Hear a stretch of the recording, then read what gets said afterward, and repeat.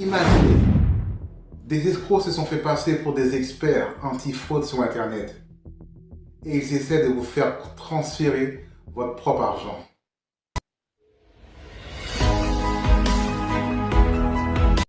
Eh bien, ça m'est arrivé. Oui.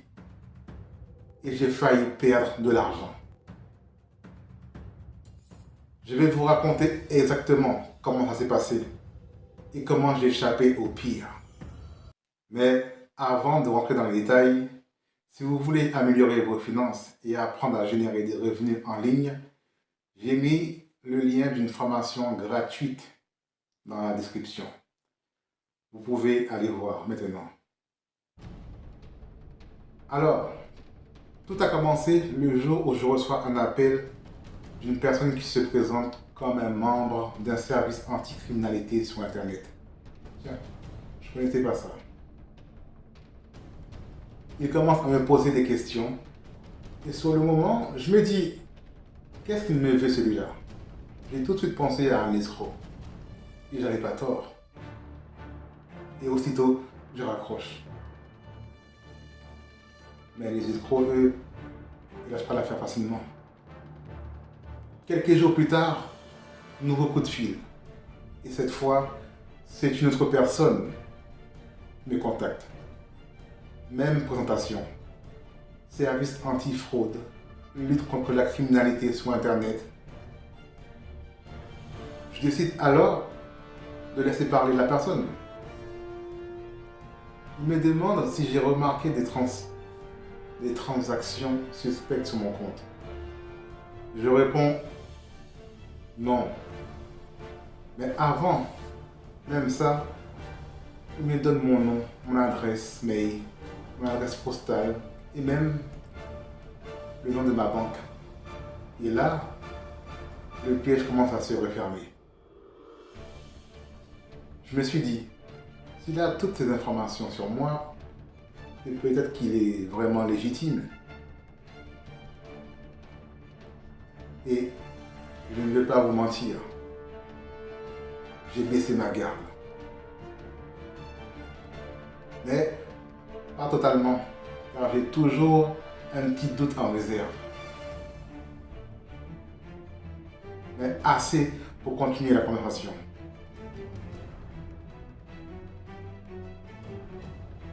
Alors, il m'explique que des escrocs ont essayé de prélever de l'argent sur mon compte. Et que pour sécuriser mes fonds, je dois transférer mon argent sur un compte sécurisé.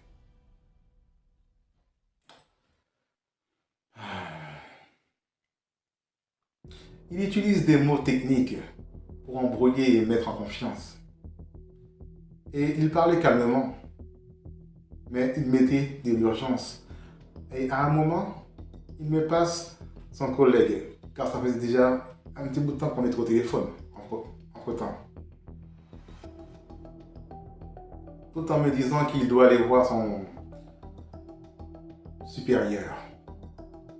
Tout était fait pour que ça paraisse réel. Et ensuite, il me demande, vous êtes chez quel opérateur téléphonique? Je lui réponds, je suis chez Bouygues. Qu'est-ce qu'il me répond? Ou qu'est-ce qu'il me dit?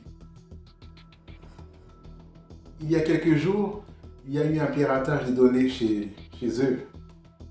Peut-être que c'est de là que les escrocs ont pu obtenir vos informations.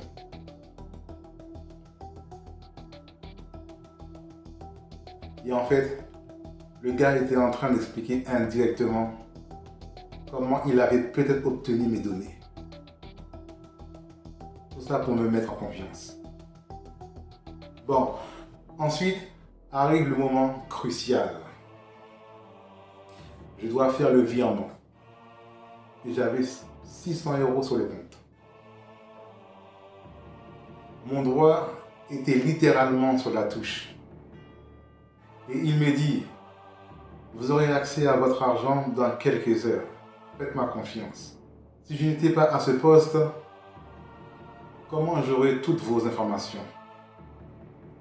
Alors qu'il venait de me mettre la puce à l'oreille. Et j'étais en plein doute, je vous avoue. Et pour tester, j'ai envoyé quelques centimes sur l'autre compte. Quand il a vu ça, il m'a dit, c'est tout ce que vous avez. Et là, tout d'un coup, une pensée claire traverse mon esprit. Contacte ta banque. Et je lui dis, écoutez, je vais contacter ma banque avant tout. Et par rapport à ce que on va me dire, je verrai si je viens vers vous ou pas. Mais il insiste, il me presse. Il veut que je fasse le reste du virement rapidement. Et c'est là que j'ai trouvé ça vraiment suspect. Je raccroche. Et aussitôt, je contacte ma banque. Et là, confirmation. C'était du phishing. Je vous assure, j'ai eu des gouttes de sueur. Et vous savez quoi? Quand on entend les autres raconter ce genre d'histoire, on se dit toujours, ça ne m'arrivera jamais. Jusqu'au jour où ça arrive. Et là, on reste bouche bée. Moi, c'était juste 600 €. Mais 600 €, c'est de l'argent. C'est de l'argent que j'ai mérité, j'ai travaillé. Alors, mais imaginez ceux qui ont perdu 1500 €, 5000 €, 10 000 €. Et Dieu sait combien de personnes se sont fait arnaquer à ces montants. Perdre autant d'argent, ça peut être dévastateur pour beaucoup de personnes. Car ce sont des économies de beaucoup de personnes. Surtout par les temps difficiles qui courent. Alors, mon conseil, si quelqu'un vous appelle en prétendant être un service officiel, ne discutez pas avec lui. Ne débattez pas. Ne cherchez pas à comprendre. Ok? Dites simplement, je contacte ma banque. Et raccrochez. Parce que plus vous allez rester en ligne, et plus ils ont des chances de vous manipuler. Alors, que mon erreur serve d'exemple à toutes celles et ceux qui n'ont pas encore vécu cette expérience et qui vont la vivre plus tard.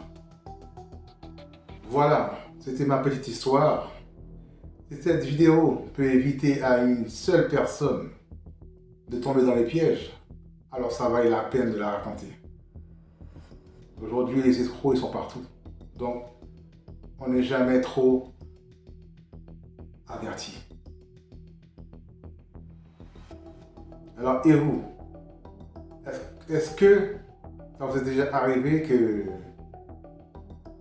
vous fassiez arnaquer?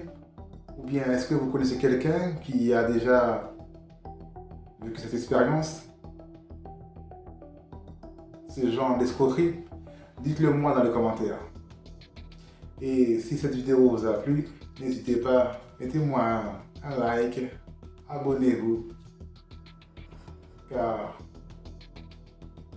j'ai d'autres contenus sur l'argent, le business et les pièges à éviter en ligne. C'était Eden.